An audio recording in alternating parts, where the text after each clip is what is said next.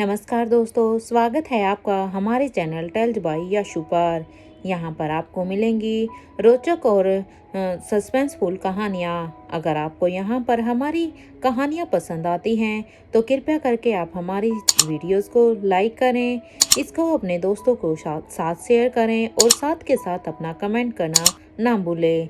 अगर आप इस चैनल पर नए हैं तो कृपया करके इसे सब्सक्राइब भी करें। आपका ज़्यादा समय न लेते हुए चलो आज की कहानी को शुरू करते हैं।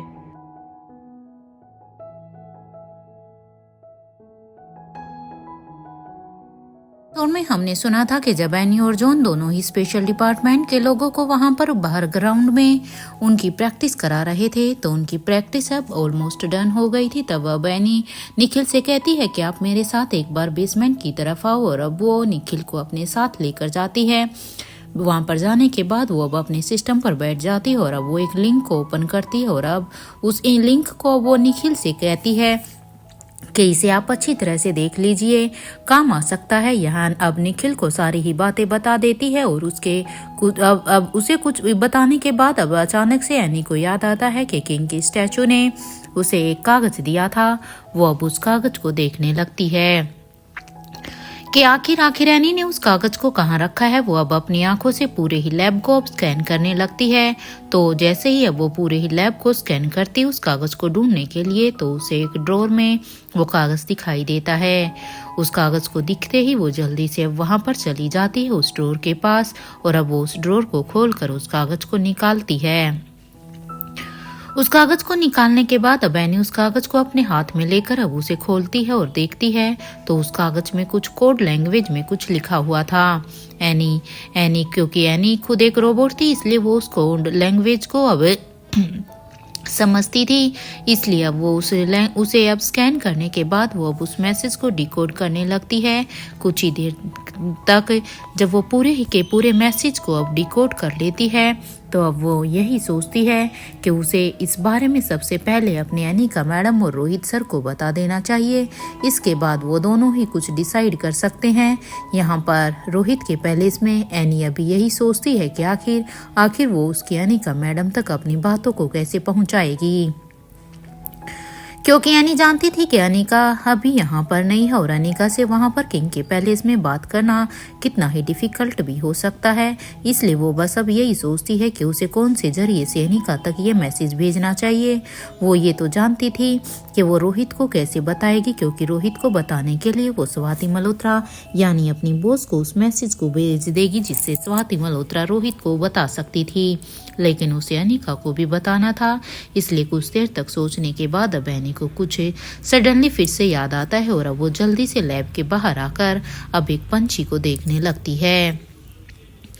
वहीं दूसरी तरफ स्वाति की गुफा में आज नदी के अंदर रोहित ने स्वाति को टफ फाइट दी थी, क्योंकि दोनों ही अभी नदी के अंदर थे और आज स्वाति मल्होत्रा और रोहित दोनों ही पानी में फाइट कर रहे थे। रोहित को ऐसे फाइट करता हुआ देखकर अब स्वाति मल्होत्रा उससे कहती है, वेरी वेल डन, अब चलो इसके बाद हमें उस ओशन में भी तो प्रैक्टिस करनी है, क्योंकि इस नदी में पानी कम है, इसलिए अब बारी है उस ओशन की। अब स्वाति मल्होत्रा की इस बात पर अब रोहित कहता है, माँ उसके लिए तो हम कल जाएंगे ना। इस बात पर अब स्वाति मल्होत्रा भी हाँ में अपना सिर हिला देती है, क्योंकि इन दोनों की ये पहले ही ये बात डिसाइड कर चुके थे कि कल वो ओशन में प्रैक्टिस करेंगे। इसलिए रोहित अब स्वाति को वो बात रिमाइंड कराता है। अब स्वाति और रोहित दोनों ही अब नदी से बाहर आ जाते हैं। स्वाति मल्होत्रा अब रोहित से कहती है, चलो पहले चेंज कर लो, उसके बाद ही हम बात करते हैं। अब इस बात पर अब रोहित भी हाँ में अपना सिर हिला देता है। कुछ ही देर के बाद जब वो दोनों ही चेंज करके वापस आते हैं तो रोहित अब स्वाति से कहता है, माँ आपने मुझे अनीकरण फार्मेसी के बारे में नहीं बताया है, क्योंकि मैंने आपसे पहले भी पूछा है कि आखिर उसमें ऐसा क्या है कि वो लोग उसे अपने नाम करना चाहते हैं, उसे हथियाना चाहते हैं। अब रोहित की इस बात पर अब स्वाति मल्होत्रा कहती है कि जब मैं करण को छोड़कर मनाली आ गई थी ना, तो मैं अपने बच्चे के लिए कुछ करना चाहती थी, क्योंकि उस वक्त तक मैं जान चुकी थी कि मैं शायद ज़्यादा दिनों तक जिंदा नहीं रह पाऊंगी, क्योंकि जिस तरह से वो लोग मेरे पीछे लगे हुए थे तो मुझे ये अंदाज़ा हो गया था, क्योंकि वो लोग खतरनाक ऑर्गेनाइजेशन वाले लोग थे। वो हर हाल में मुझे V16 पावर ड्रग और उसके साथ साथ वो मुझसे उस गोल्डन ड्रग का फॉर्मूला भी चाहते थे। मैंने मनाली में एक ज़मीन देखी और उस ज़मीन पर ही मैंने एक कंपनी को खड़ा किया जिसका नाम ही मैंने अनीकरण फार्मेसी रखा था, जहाँ पर दवाइयाँ बनाई जाती थी। That's it. इस बात को सुनकर अब रोहित कहता है, माँ, अगर हमें अनीकरण फार्मेसी से जुड़ा राज जानना है ना, तो हमें उन कुत्तों के आगे रोटी को तो अब डालना ही होगा। इस बात को सुनकर अब स्वाति मल्होत्रा कहती है, तुम कहना क्या चाहते हो, साफ साफ कहो। अब स्वाति की इस बात पर अब रोहित अपनी बात को एक्सप्लेन करते हुए कहता है, माँ, जरूर कुछ ऐसा है जो हम नहीं जानते हैं, लेकिन हाँ, डोगरा परिवार के लोग उस बात को अच्छी तरह से जानते हैं। अगर उनके मुंह से सच निकलवाना है तो पहले उन्हें उस कंपनी को देने का झांसा देना होगा। अब ये कहते हुए ही रोहित अब एक गहरी सोच में चला जाता है। रोहित को ऐसे किसी सोच में देखकर अब स्वाति मल्होत्रा उसे कहती है कि तुम ये कहना चाहते हो कि तुम अनीकरण फार्मेसी को डोगरा परिवार को दे दोगे। एम आई राइट? देखो रोहित, कोई भी ऐसी चीज़ दुश्मनों के हाथ में नहीं लगनी चाहिए। इस बात पर अब रोहित भी कहता है कि क्या नाना जी ने अनीकरण फार्मेसी में कुछ ऐसा रखा होगा जिसकी खबर आपको भी ना हो, क्योंकि ऐसा भी तो हो सकता है ना। अब रोहित की इस बात पर अब स्वाति मल्होत्रा कहती है, मैंने पूछा था उनसे, लेकिन उन्हें भी कोई आइडिया नहीं है इस बात का कि आखिर उन्होंने क्या रखा था। ये सुनते ही रोहित अब कहता है कि अब वक्त आ गया है माँ कि हम उन्हें वो चीज़ दें जो वो चाहते हैं, लेकिन अपनी शर्तों पर देंगे, ना कि उनके हिसाब से। अब रोहित की ये बात सुनते ही अब स्वाति मल्होत्रा कहती है, एक बार फिर से सोच लो रोहित, वैसे ही जैसे राजमहल को तुम्हारे नाना ने दुश्मनों को दिया था, ठीक वैसे ही। इस बात को सुनकर अब रोहित भी हाँ में अपना सिर हिला देता है, क्योंकि कहीं ना कहीं अब रोहित और स्वाति दोनों ही अब एक ही तरह की सोच रहे थे।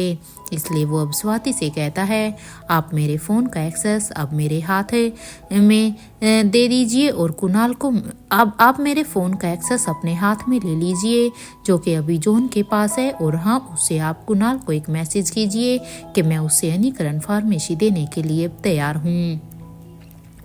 रोहित की ये बात सुनते ही अब स्वाति मल्होत्रा रोहित को देखकर कहती है, आर यू श्योर रोहित? अब स्वाति की इस बात पर अब रोहित भी हाँ में अपना सिर हिला देता है, और फिर वो दोनों ही अब यहाँ पर स्वाति मल्होत्रा के सिस्टम के पास अंदर आ जाते हैं।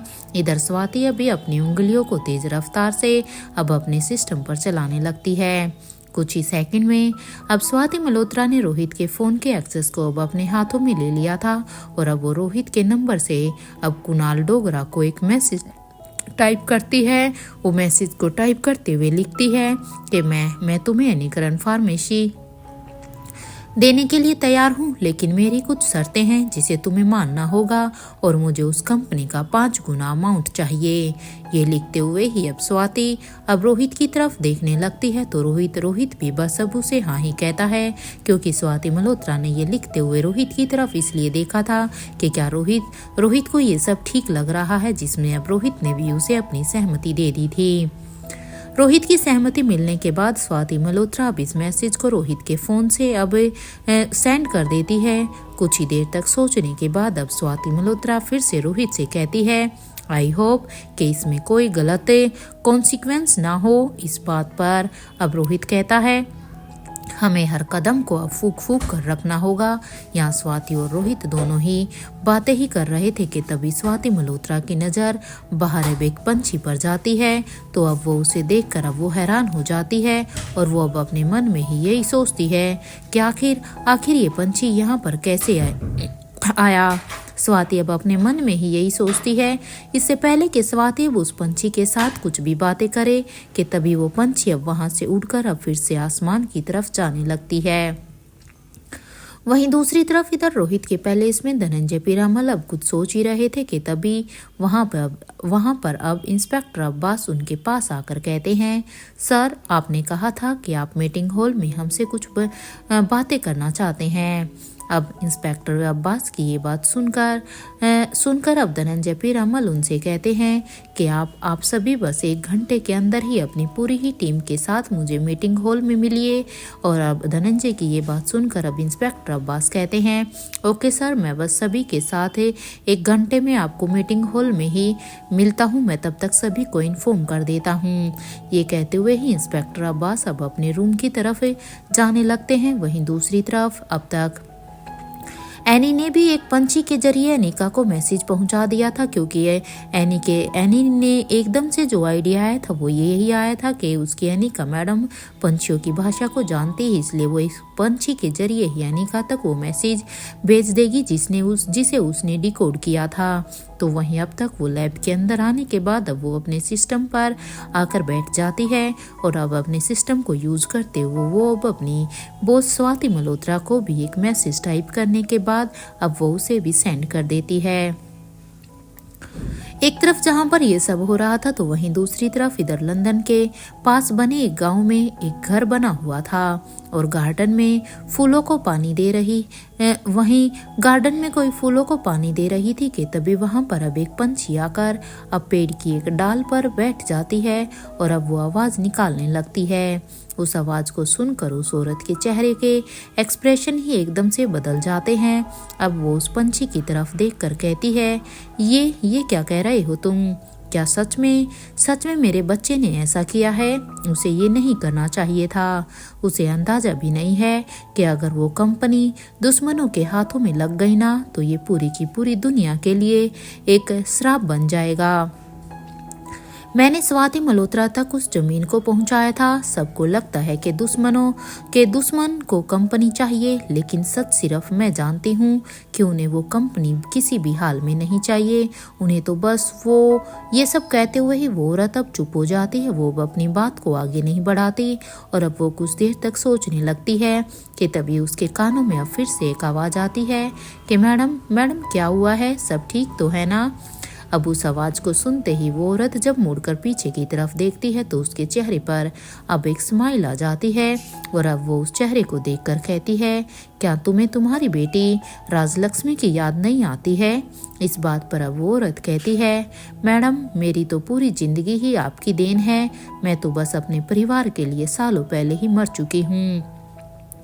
अब उस बात पर अब उसकी मैडम कहती है, तुम जानती हो ना कि अब तुम नानी बन चुकी हो।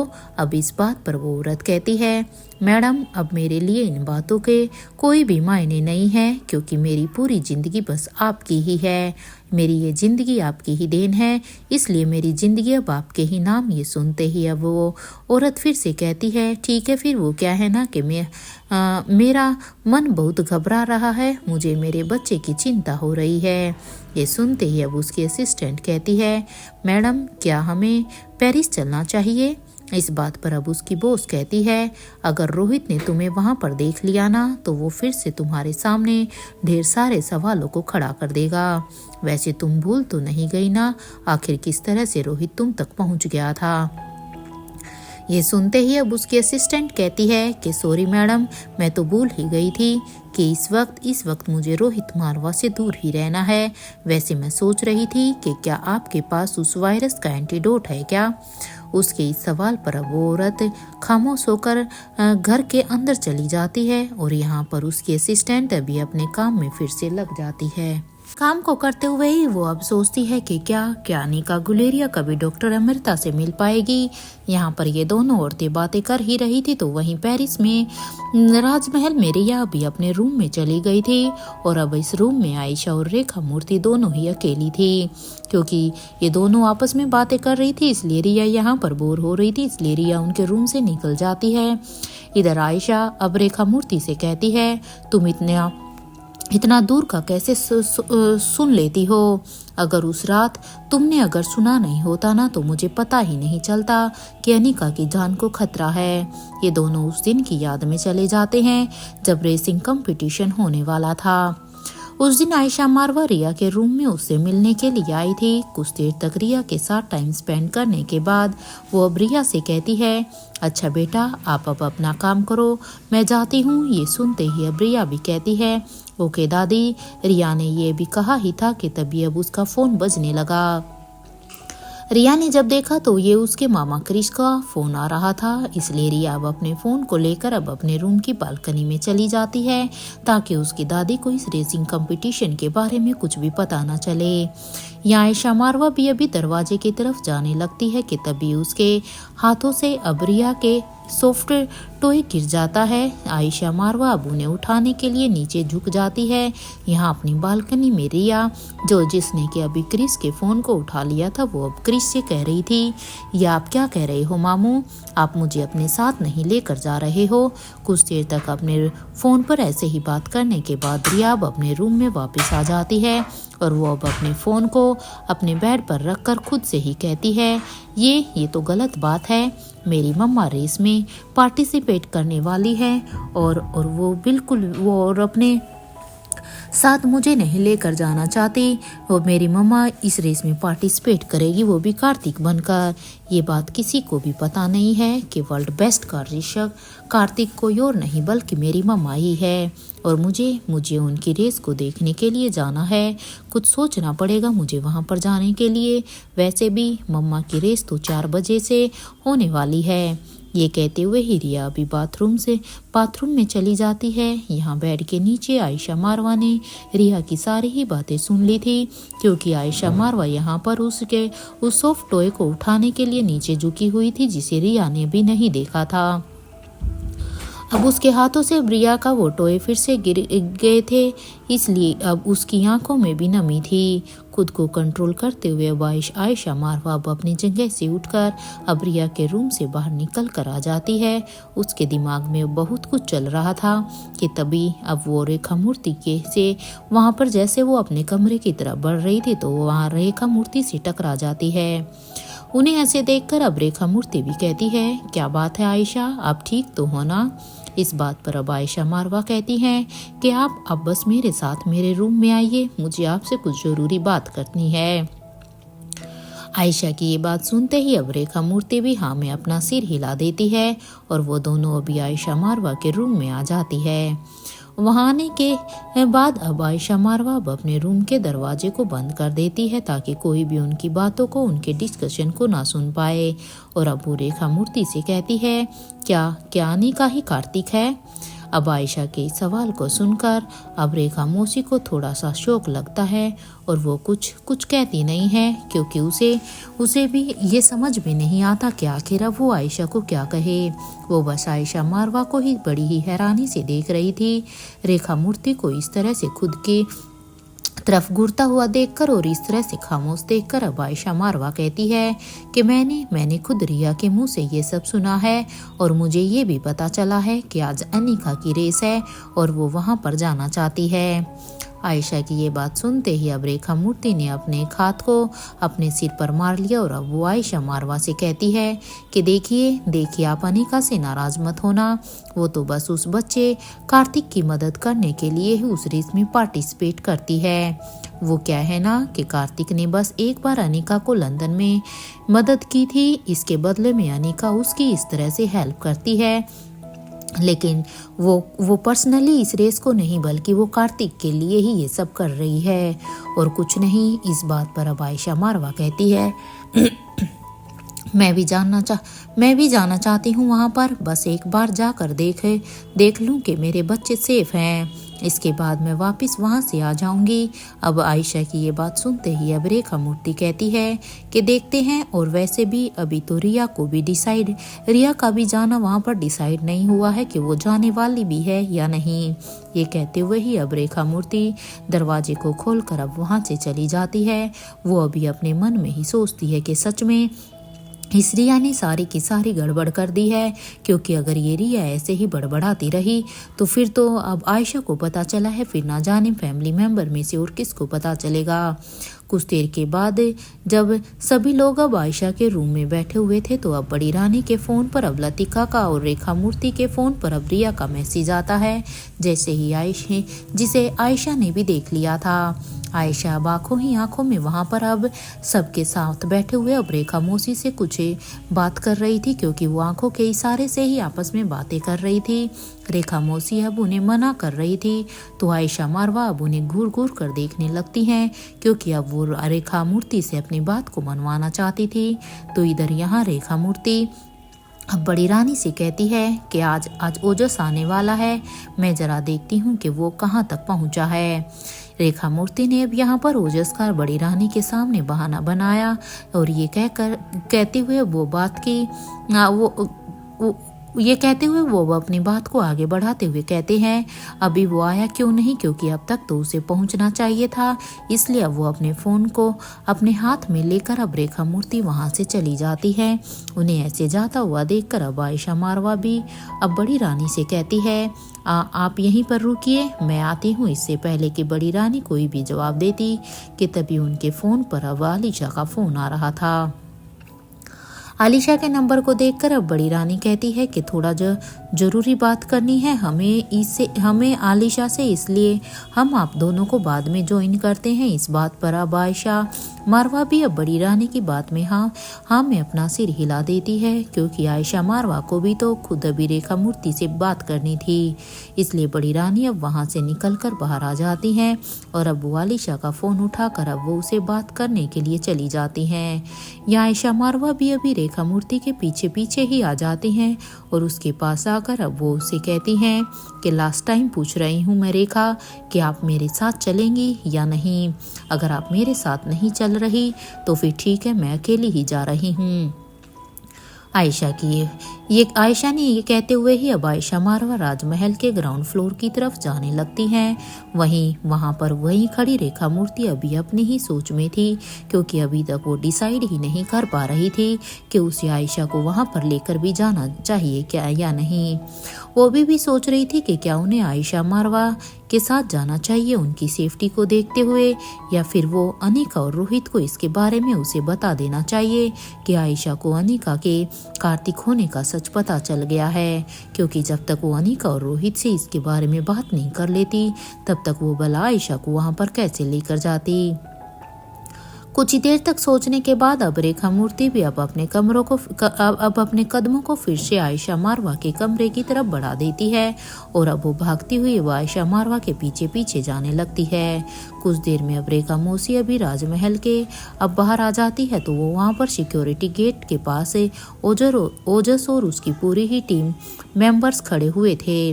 रेखा मूर्ति अब अपने मन में ही यही सोचती है कि अच्छा हुआ कि ओजस यहाँ पर आ गया, और ये सोचते हुए ही रेखा मूर्ति अब आयशा मारवा के पास आकर कहती है, अच्छा आयशा रुको, मैं तुम्हारे साथ चलती हूँ।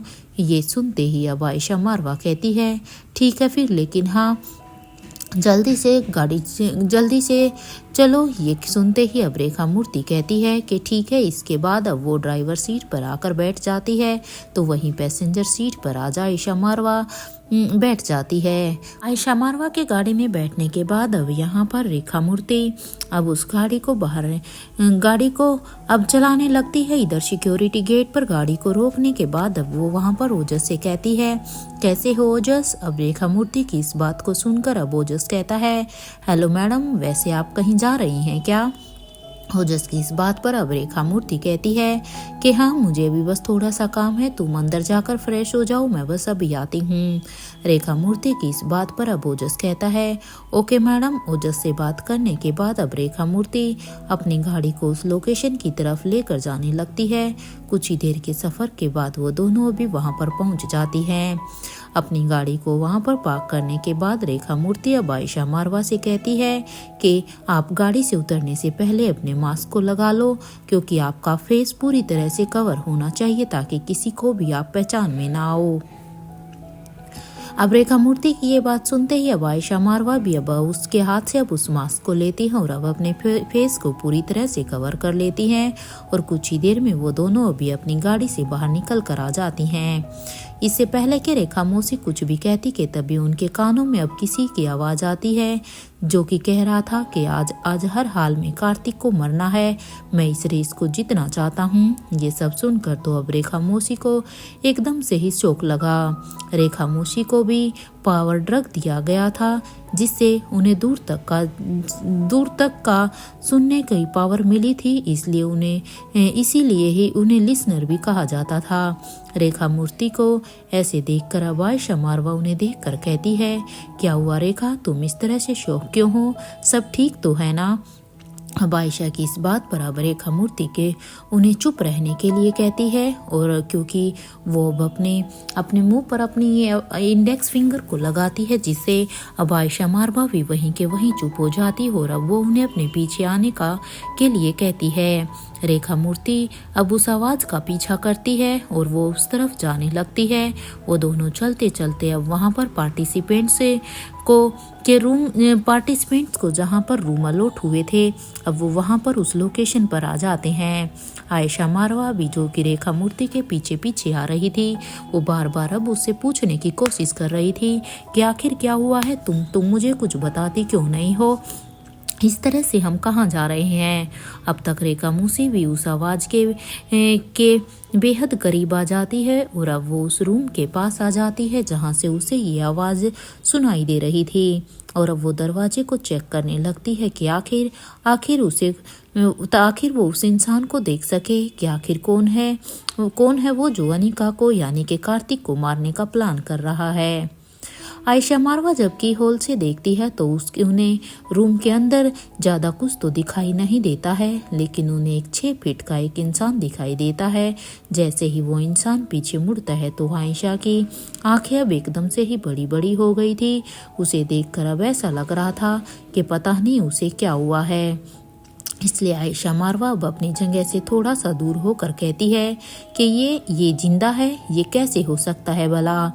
आयशा को वैसे घबराया हुआ देखकर अब रेखा मूर्ति के उन्हें वहां से लेकर अब दूसरे रूम की तरफ जाने लगती हैं, क्योंकि रेखा मूर्ति नहीं चाहती थी कि आयशा अब यहाँ पर किसी भी तरह का कुछ भी पैनिक करे या कुछ भी ऐसा ही आवाज करे जिससे कि वो दोनों ही यहाँ पर पकड़ी जाए। इसलिए वो उन्हें चुपचाप वहां से दूसरी तरफ लेकर जाती हैं और अब वो उनसे कहती है, क्या हुआ है तुम्हें, ऐसा क्या देख लिया है तुमने जो तुम इस तरह से कर रही हो।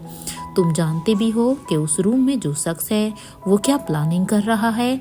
अब रेखा मूर्ति की इस बात पर अब आयशा मारवा कहती है कि वो कितना गिरा हुआ है, इस बात को मुझसे बेहतर और कोई नहीं जानता होगा। तुम्हें नहीं पता है कि इसने मेरे साथ क्या किया था, मेरा बच्चा रोहित। आयशा बस इतना ही कहती और ये कहते हुए ही आयशा मारवा अब रोने लगती है। रेखा मूर्ति अब उन्हें संभालते हुए रेस्ट रूम में लेकर आ जाती है और अब वो उससे कहती है, वो हमारी अनिका को भी मारना चाहता है। मेरा मतलब ये है कि वो कार्तिक को मारना चाहता है। कि अब रेखा मूर्ति अब यहाँ पर आयशा मारवा को सारी ही बातें बता देती है कि किस तरह से वो उसे मारने की प्लानिंग कर रहा था और इसलिए उसकी बातों को ही सुनने के लिए वो इधर आई थी। रेखा की ये बात सुनकर अब आयशा मारवा एकदम से हैरान हो जाती है, क्योंकि अब उसे वो सब कुछ याद आ जाता है कि किस तरह से उस आदमी ने उसके साथ क्या किया था। और उसे सबसे बड़ा है झटका तो तब लगा जब उसने उस इंसान को अपनी आंखों के सामने जिंदा देखा।